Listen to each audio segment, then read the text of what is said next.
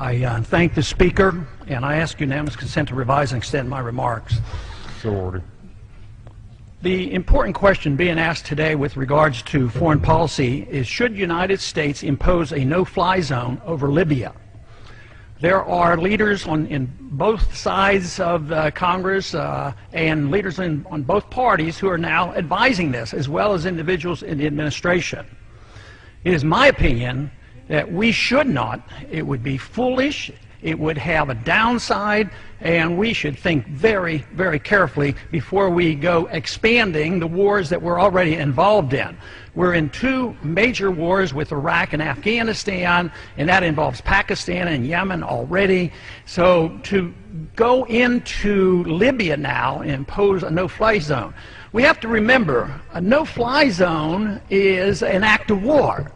Now, what moral right do we have to participate in war activity against Libya? Libya hasn't done anything to the United States. They're not a threat to our national security. There's been no aggression.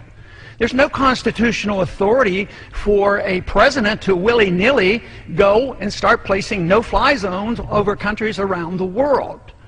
And, you know, we tried this in the 1990s. And did it for 8 or 9 years. We had a no-fly zone along with sanctions and blockades around Iraq.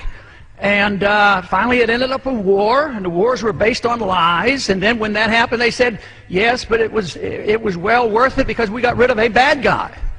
But we also lost close to 4,500 American military people, 30-some thousand severe injuries, hundreds of thousands applying now for disability, because we went to war when we shouldn't have gone to war. And to expand this war now makes no sense whatsoever. It's against international law. It challenges the War Powers Resolution.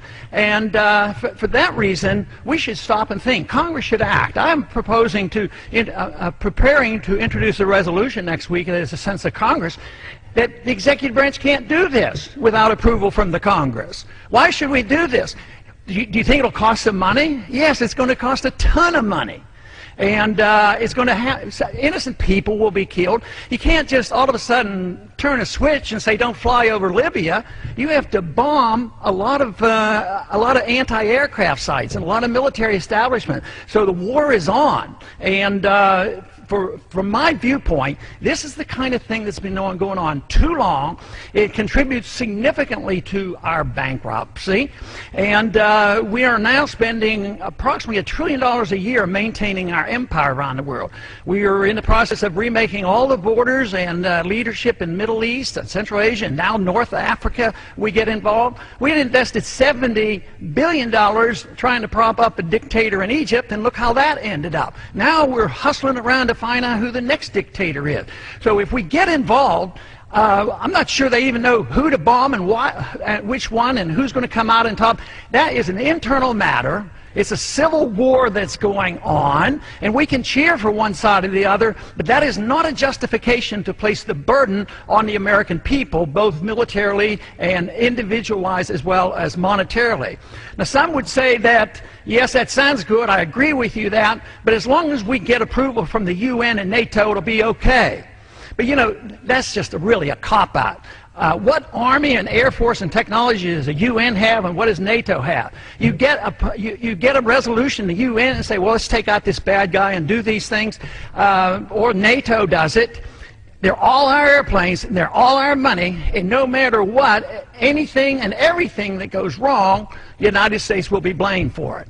And there's enough resentment against us already for pretending that we can tell every other country how to live.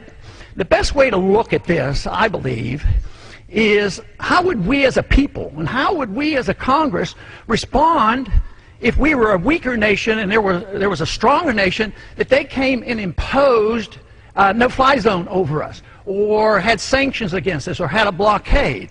We wouldn't accept that. That would unify us. So I don't buy into this thing that this is the only humanitarian thing that we can do is expand the war. If we want to do something for humanity, we need a new foreign policy. We need a foreign policy that isn't built on militarism. It's built on more cooperation and more trade and not picking our dictators. Look at what happened after we picked the dictator for Iran. It lasted, sure, 25 years or so, but eventually it radicalized the Islamists and they had a revolution, and we came out on the short end of that. So I think it's time that we reassess this and think about a policy that makes a lot more sense, and economically we need to do it. I yield back.